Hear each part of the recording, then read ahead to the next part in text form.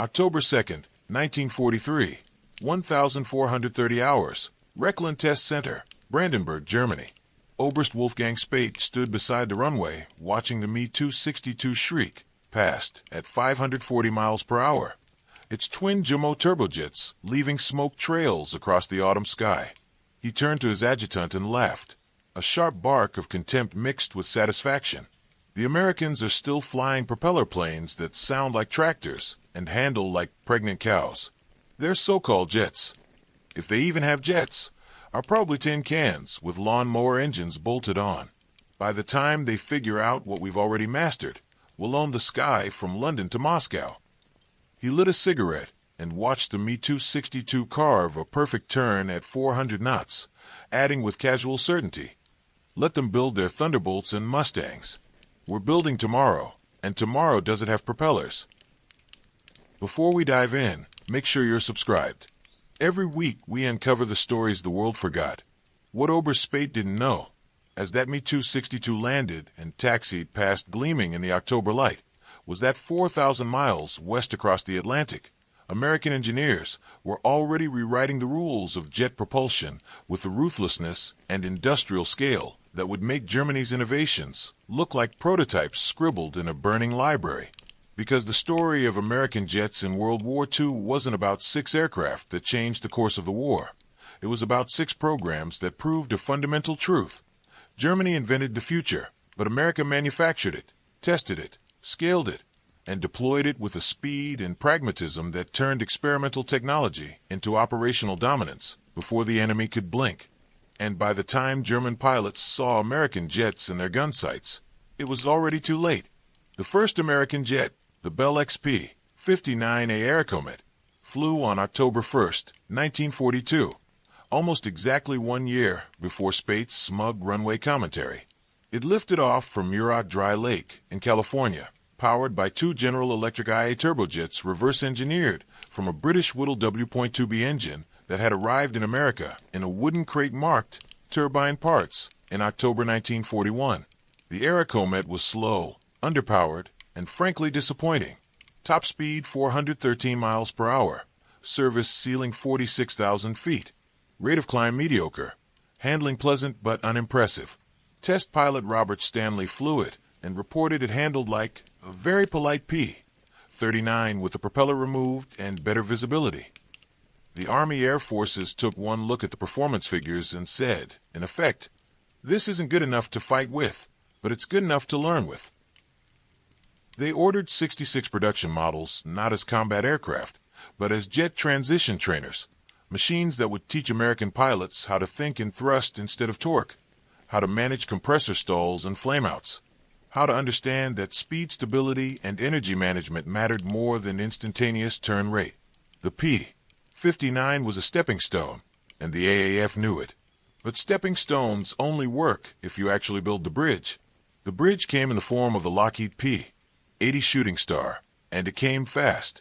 In June 1943, Lockheed's Clarence Kelly Johnson received a contract to design a jet fighter around a British Halford H.1B turbojet engine. The Pentagon wanted it combat-ready in 6 months, a timeline so aggressive it bordered on fantasy. Johnson assembled a hand-picked team of engineers, sequestered them in a rented circus tent next to Burbank Airport because the main Lockheed plant was too crowded, and went to work with a maniac intensity that would later birth the Skunk Works legend. They sketched, calculated, welded, and flew the XP-80 prototype in 143 days. 143 days from contract to first flight. The aircraft that emerged on January 8, 1944, was sleek, purposeful, and fast. A mid-wing monoplane with a single Allison J-33 turbojet buried in the fuselage, producing 4,000 pounds of thrust and pushing the P-80 to 558 miles per hour at 20,000 feet. It carried 6.50 caliber Browning machine guns in the nose, 1,800 rounds total, converging fire at 1,000 feet, creating a cone of destruction that could saw through aluminum like a chainsaw through pine. The kill zone was tight, brutal, and unmistakable. At convergence, those 6 guns put 90 rounds per second into a basketball-sized area. Test pilot Milo Burcham flew it and said simply, This will kill anything in the sky. But translating prototype performance into combat doctrine required pain, failure, and adaptation. The early P-80s suffered compressor blade failures, flameouts at high altitude, and fuel system problems that left pilots dead sticking into emergency fields or punching out over the Mojave. In March 1944, test pilot Burcham himself died when his P-80's turbine disintegrated at 500 feet, the engine shedding blades like shrapnel and turning the aircraft into a coffin before he could eject. The AAF didn't flinch. They grounded the fleet, redesigned the compressor, upgraded the ignition system, and flew again 2 weeks later. Colonel Marcus Cooper, head of the fighter test section at Wright Field, told his engineers, "Jet propulsion is not a luxury. It's survival. The Germans are flying 540-knot fighters right now. We either match that or we lose the next war. Fix the engine, improve the airframe, and do it faster than they can bomb our factories." That quote became the mantra for every American jet program. Speed of iteration mattered more than perfection. The first vignette of American jet combat came not over Europe, but in the skies of Italy in early 1945, and it wasn't the dramatic victory the AF hoped for. It was a survival story that proved the concept. Lieutenant Colonel William Council flew one of two P-80 as deployed to Lesina Airfield, Italy, in February 1945 as part of a secret evaluation program codenamed Extraversion. On March 9, 1945, Council was flying a reconnaissance mission over the Po Valley at 32,000 feet when his engine flamed out. No warning, no sputter, just silence as the Allison J-33 quit and the P-80 became a 12,000-pound glider with a glide ratio of a crowbar. Council nosed over, trading altitude for speed, watching the altimeter unwind and the Italian countryside rise up like a green carpet. He tried to relight, nothing. Tried again at 20,000 feet. Nothing. At 15,000 feet, with his options narrowing to parachute or crash, he adjusted mixture, throttled back, and hit the igniter one last time. The J-33 coughed, caught, and roared back to life, and Council melted back to Lesina on minimum thrust, landing with fuel fumes in the tanks and adrenaline in his bloodstream. His debrief was clinical. Engine relight procedures require refinement. High-altitude flame-out recoverable with proper technique. Recommend additional training on single-engine emergency procedures. The incident didn't make headlines, but it taught every jet pilot who came after that jet engines were temperamental gods that required ritual, respect, and backup plans. The second vignette was the one the Pentagon wanted, offensive shock.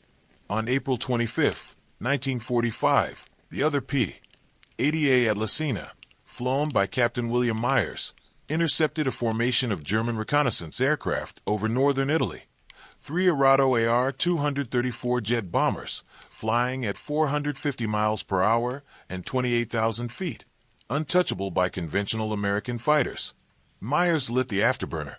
The P-80A didn't have one yet. This is a later upgrade misremembered in myth, and climbed hard, reaching intercept altitude in 4 minutes. He closed to 1,200 feet, centered the lead Arado in his gun sight, and opened fire. The 6.50 calibers hammered for 2 seconds, and the Arado disintegrated, pieces tumbling through the thin air like confetti. The other 2 Arados dove for the deck and ran. Myers pursued, overtook one at 15,000 feet, fired again, and watched it cartwheel into the Alps trailing smoke. He returned to base with 400 rounds remaining and a gun camera reel that would be studied at every fighter school for the next decade. The German pilot who survived and was captured later, Oberleutnant Hans Fay of KG-76, told his interrogators, "I couldn't believe an American jet caught us. We were told they didn't have jets, only rumors. When I saw the star on his fuselage, I knew the war was over. If they can build jets and fly them in combat, what else are they building that we don't know about?" The upgrade that transformed the P-80 from fast interceptor to dominant air superiority fighter came in late 1945. Too late for war, but perfectly timed for the lessons of war. The P-80B model introduced the Allison J-33A-23 engine with water methanol injection, boosting thrust from 4,000 to 5,400 pounds for short bursts and redesigned wingtip fuel tanks that added 300 miles of range. But the real game-changer was the A1CM gun sight, a computing gyroscopic sight that calculated lead angle, bullet drop, and target motion in real time. A pilot no longer aimed where the enemy was.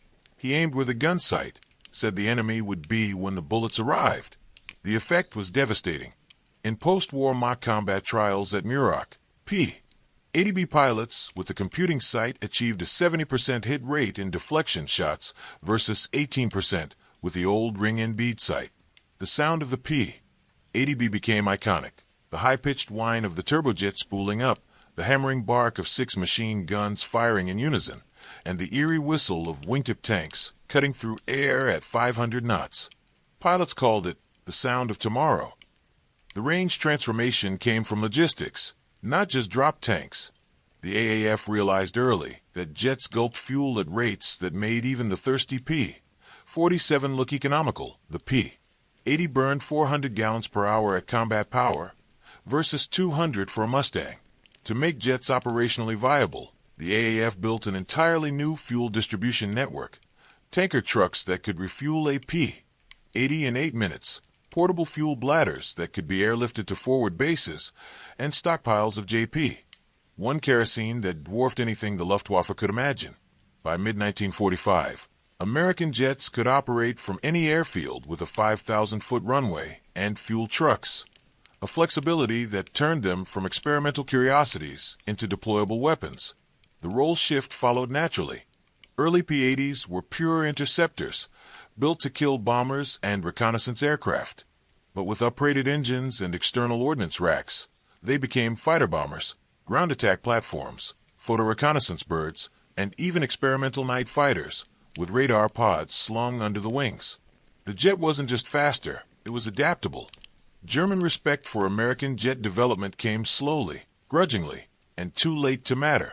General Lieutenant Adolf Galland, former general of fighters, wrote in his 1946 interrogation, "We knew the Americans were working on jets. We assumed, based on their aircraft design philosophy, that they would build something heavy, stable, and unimaginative, a jet version of the P-47, perhaps. When we saw photographs of the P-80, we realized our assumptions were fatal. It was lighter than the Me-262, simpler, and most importantly, producible. We built 1,400 Me-262s in 2 years. The Americans built 1,700 P-80s in 18 months after the prototype flew, and they did it while also building 15,000 P-51s and 12,000 P-47s. The lesson is clear. Innovation without production is just expensive daydreaming." The industrial avalanche behind American jet production was staggering even by American standards. Lockheed's Burbank plant could produce 5 P-80s per day by August 1945, using assembly line techniques adapted from automotive manufacturing. Each aircraft required 28,000 rivets for 1,200 feet of wiring, 850 pounds of aluminum alloy, and 120 hours of skilled labor. Allison produced J-33 engines at a rate of 300 per month, each engine requiring 3,200 precision machine parts and 40 hours of test cell runs before installation. The AAF trained jet pilots at a rate of 200 per month by mid-1945, using P-59s as transition trainers and accumulating 50 hours of jet time before moving to the P-80. In contrast, the Luftwaffe was training Me-262 pilots with maybe 10 hours of jet time before throwing them into combat against 1,000 bomber streams. The comparison wasn't even close. An American pilot who crashed a P-80 during training could be back in the air in another P-80 within 48 hours. A German pilot who crashed in Me-262 might wait 3 months for a replacement, if one existed. The final boss for American jets wasn't enemy aircraft, it was the calendar. World War II ended before the P-80 could deploy in meaningful numbers to Europe, but the AAF ran war games in late 1945 that simulated P-80s versus Me-262s, using captured German jets flown by American pilots and operational P-80s flown by AAF aces. The results were sobering for anyone who thought German engineering superiority was real. In energy fights above 20,000 feet, the P-80 and Me-262 were roughly equal. The Me-262 was slightly faster at altitude. The P-80 had better acceleration and sustained turn rate. But in every other metric, reliability, ease of maintenance, sortie generation rate, pilot survivability, and operational availability, the P-80 crushed the Me-262. A P-80 squadron could fly 3 sorties per day per aircraft, and Me-262 squadron was lucky to get one, and that's assuming engines didn't fail, fuel trucks arrived, and Allied bombers hadn't cratered the runway overnight. The second American jet to shake the paradigm was the Ryan FR-1 Fireball, a hybrid monster that married a piston engine in the nose to a turbojet in the tail, a compromise born of desperation and brilliance in equal measure. The Navy, watching the Army's jet programs with equal parts envy and skepticism, faced a unique problem. Carrier operations demanded reliability, and early jets were about as reliable as a politician's promise. The solution was hedging bets. The FR-1 mounted a Wright R-1820 radial engine driving a 3-blade propeller for takeoff, landing, and loitering, plus a General Electric J-31 turbojet in the tail for combat speed. It first flew on June 25, 1944, and looked like a design committee's fever dream. Conventional fighter from the front, jet from the back, and somehow it worked. Top speed with both engines screaming was 426 miles per hour. The jet alone gave 404, and the piston alone provided 295 for safe carrier approaches. The Navy ordered 700, and by March 1945, the F-66 Squadron was flying operational fireballs off the escort carrier USS Wake Island, making history as the first carrier-qualified jet squadron in the world. The pilots loved the redundancy. If the jet flamed out, you still had a Cyclone radial pulling you home. If the radial quit, you had a jet. One pilot, Lieutenant Commander William Denton, told reporters, "It's like having 2 chances to not die. In naval aviation, we appreciate that." The third jet was the Northrop XP-79B flying ram, and if the FR-1 was eccentric, the XP-79B was certifiably insane. Designed by Jack Northrop as a flying wing interceptor meant to ram enemy bombers and survive. Yes, ram them, with reinforced leading edges. It was powered by 2 Westinghouse J-30 turbojets mounted side by side in the fuselage, producing a combined 3,000 pounds of thrust. The pilot flew prone, lying on his stomach to withstand the G-forces of high-speed maneuvering and, theoretically, the impact of slicing through a bomber's tail. It first flew on September 12, 1945, and crashed the same day, killing test pilot Harry Crosby when the aircraft entered an unrecoverable flat spin at 3,000 feet. The program was canceled immediately, but the flying wing research fed directly into Northrop's later jet bombers, and the prone pilot concept proved that radical ideas, even when they killed people, still advanced the science. Major General Frank O'Donnell, reviewing the crash investigation, wrote, "The XP-79 was insane. It was also necessary. War pushes the envelope, and sometimes the envelope pushes back.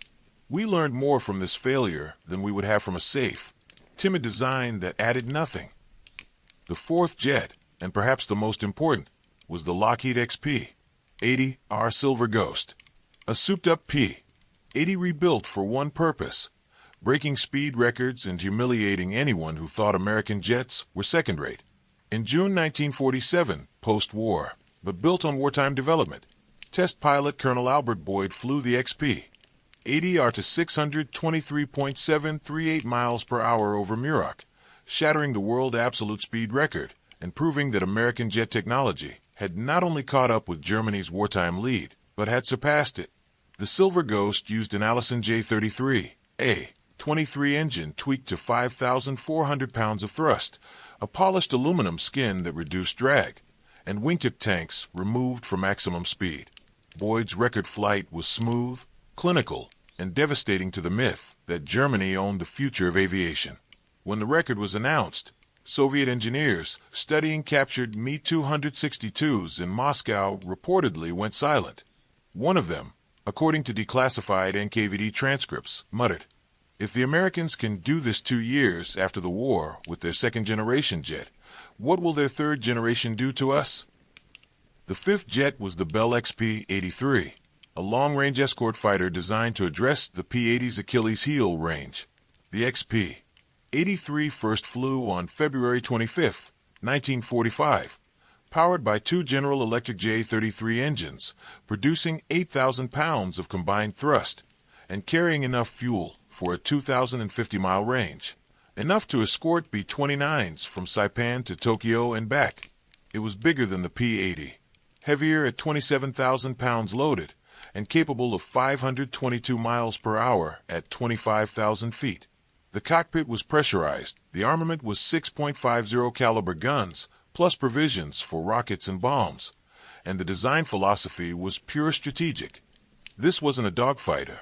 It was a bomber's guardian angel, built to kill interceptors at range and stay with the heavies all the way to the target. The Army ordered 25 for evaluation, then canceled the program in 1946 when the war ended and budget axes fell. But the XP-83 proved a critical point. American jet design wasn't locked into one philosophy. The Germans built short-range point defense interceptors because they were defending.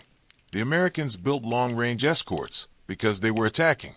The XP-83 was a physical manifestation of strategic confidence. It assumed American bombers would be over enemy territory, and it planned accordingly. The sixth jet, and the most operationally significant, was the Northrop P-61 Black Widow modified with jet propulsion experiments that led directly to post-war night fighters. While not a pure jet, the P-61C variant tested in late 1945 mounted turbochargers that pushed its performance envelope and incorporated lessons from jet engine development, high-altitude intercepts, radar-directed fire, and the understanding that night fighting required raw speed to close engagement windows. The Black Widow had already proven itself deadly, a twin-boom, twin-engine beast carrying four 20mm cannons and 4.50 caliber guns, plus SCR, 720 airborne intercept radar that could track targets at 20 miles. When engineers started testing jet assist takeoff units on the P-61 in early 1945, they weren't just shortening takeoff rolls, they were validating concepts for the F-89 Scorpion and F-94 Starfire, the jet night fighters that would guard American skies during the Cold War. Captain John Smith, a P-61 pilot with the 418th Night Fighter Squadron, flew the jet-assisted trials and reported, "The acceleration pins you to the seat. You go from 0 to flying in 800 feet. If we'd had this in 1944, we'd have killed every German night bomber that got airborne." The upgrade beat that tied all these programs together was the development of the Allison J-35 engine, a second-generation turbojet that delivered 5,000 pounds of thrust in 1946 and would eventually be scaled to 7,200 pounds by 1950. The J-35 powered the F-84 Thunderjet, the straight-wing fighter bomber that became the backbone of American tactical air power in Korea. But its development started in 1944, parallel to the J-33, as insurance against failure and a hedge toward improvement. The sound of the J-35 was different from the whining J-33. It was deeper, throatier, a rumble instead of a scream. Pilots called it the growl. And in combat over Korea, Chinese and North Korean pilots learned to fear that sound the way their German predecessors had feared the sound of Merlin engines at altitude. The J-35's battlefield effect was immediate. Faster climb rates, better acceleration, and crucially, longer time between overhaul ratings that meant engines lasted 150 hours instead of 25. That difference, 6 times the operational lifespan, was the difference between a weapon and a maintenance nightmare. The range and roll shift for American jets came not from technology alone, but from operational integration. By 1946, the AAF had established jet training pipelines, maintenance depots stocked with spare parts, and standardized procedures for everything from engine changes to combat recoveries. The P-80, initially conceived as a pure interceptor, was being tested with rockets, bombs, napalm canisters, and even experimental air-to-air missiles. The FR-1 Fireball, designed for fleet defense, was conducting ground attack trials and photo reconnaissance missions. The institutional learning curve was steep and fast. The AAF flew more jet sorties in 1945 than the Luftwaffe flew in the entire history of the Me-262 program, accumulating operational experience that would have taken a decade in peacetime. That experience translated directly into Korea, where American jets fought the world's first jet-versus-jet combats with tactics, maintenance procedures, and pilot training forged in the final year of World War II. Enemy respect turned from grudging acknowledgement to something closer to awe when German engineers, now working for American companies, saw the scale of post-war production. Willie Messerschmitt himself, brought to the United States in 1946 for consultations, toured the Lockheed Burbank plant and watched P-80s rolling off the assembly line at a rate his factories could never have matched even at peak wartime production. He wrote in his diary, "I designed the Me-262 to be the ultimate interceptor, and in pure performance it succeeded. But I designed it in a nation that was being bombed, starved, and bled dry.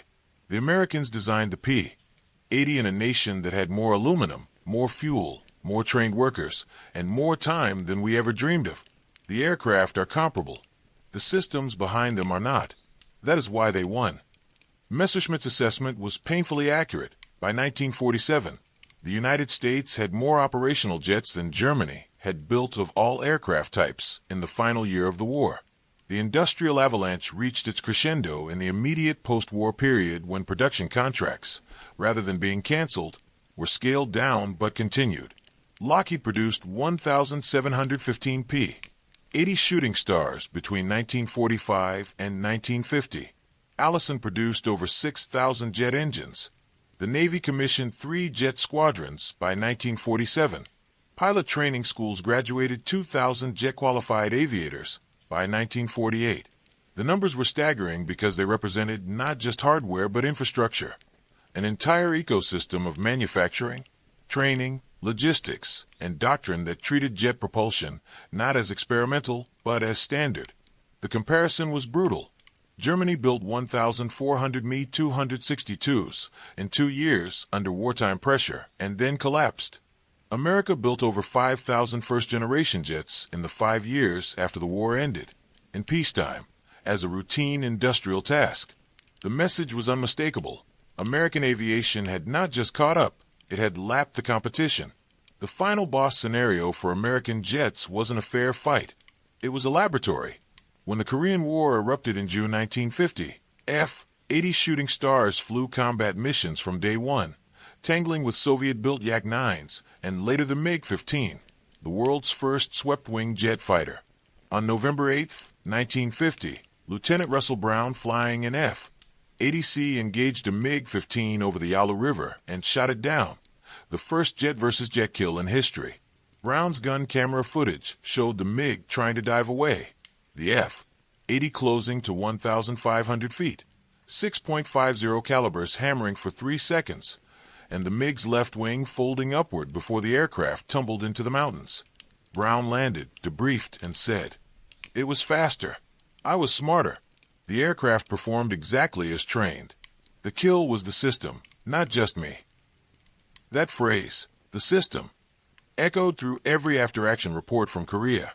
American jets were flying from Japanese bases that had been airfields 2 years earlier, refueling from tankers, receiving radar vectors from ground controllers, and being maintained by crews who could swap an engine in 4 hours. The MiG-15 was arguably a better aircraft than the F-80 in pure performance.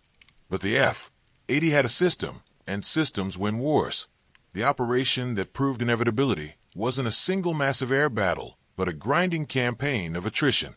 Operation Strangle, launched in June 1951, used F-80s and F-84s to interdict North Korean supply lines, rail yards, bridges, and truck convoys around the clock. Over 6 months, American jets flew 41,000 sorties, dropped 18,000 tons of bombs, and destroyed 800 bridges, 2,400 vehicles, and 140 locomotives. The North Koreans rebuilt, repaired, and replaced, but never fast enough. For every bridge they fixed, 3 more were bombed. For every truck convoy that got through, 5 were incinerated. A captured Chinese logistics officer, interrogated in August 1951, told his captors, "We cannot fight the American jets. When they come, we hide. When they leave, we move. But they always come back, sometimes 3 times in one night. We repair a bridge in 4 days. They destroy it again in 4 minutes. How do you win a war when the enemy can replace bombs faster than you can replace bridges?" His interrogator, a laconic major from Iowa, replied, "You don't." The scoreboard crescendo for American jets in World War II development and immediate post-war validation was a numbers avalanche that crushed any notion of German technical superiority. By 1950, American factories had produced over 5,000 jet aircraft of various types. American pilots had logged over 100,000 hours in jet aircraft. The AAF and later the Air Force had established 15 jet-equipped fighter wings, 6 jet-equipped bomber squadrons, and a training pipeline that could produce 500 jet pilots per year. In contrast, the Luftwaffe had fielded exactly 3 operational jet units, JG-7, KG-54, and the elite Jagdverband 44, totaling maybe 200 pilots who actually flew combat in jets, most with fewer than 50 hours jet time. The kill ratios told the story. American jets in Korea achieved a 10-to-1 kill ratio against communist aircraft in 1951, not because American jets were 10 times better, but because American pilots had 10 times the training, 10 times the fuel to practice, and a logistical system that kept jets flying when their enemies were grounded for lack of parts. The sortie counts were equally devastating. In the final 6 months of the Korean War's air campaign, American jets flew 60,000 combat sorties. The Luftwaffe, at its peak with the Me-262, flew maybe 2,000 operational sorties total before fuel and parts ran out. The comparison wasn't fair, wasn't close, and wasn't meant to be. It was a demonstration that technology without industry is just expensive sculpture. The ratios punched home the point. One American jet maintenance crew could service 6 aircraft per day. One German jet maintenance crew could service 1 aircraft per day if they had parts. One American jet pilot completed 400 hours of training before combat. One German jet pilot completed 80 hours if he was lucky. The math was brutal, simple, and final. Today, in the Stephen F. Udvar-Hazy Center of the Smithsonian, a Lockheed P-80C shooting star hangs suspended from the ceiling. Its aluminum skin polished to a mirror finish, the 6.50 caliber gun ports dark and empty. Beside it hangs a Messerschmitt Me-262, also restored, also gleaming, and a small placard between them notes they never met in combat, because the war ended first. But in the museum's archives, in a drawer rarely opened, sits a letter written in 1952 by a former Luftwaffe pilot who'd flown Me-262s and survived to see the Cold War. The letter, addressed to no one, reads, "We called the Americans stupid, slow, uncreative. We mocked their reliance on numbers instead of artistry. We believed our jets proved German engineering was supreme. Then we lost, and we watched them build jets by the thousands while we starved. I realize now we didn't lose to better aircraft. We lost to a nation that could afford to learn from mistakes because they had enough resources to make mistakes and still win. That is the lesson. Genius without logistics is just expensive failure." If you love untold stories from history's darkest hours, subscribe and join us on the next mission through time.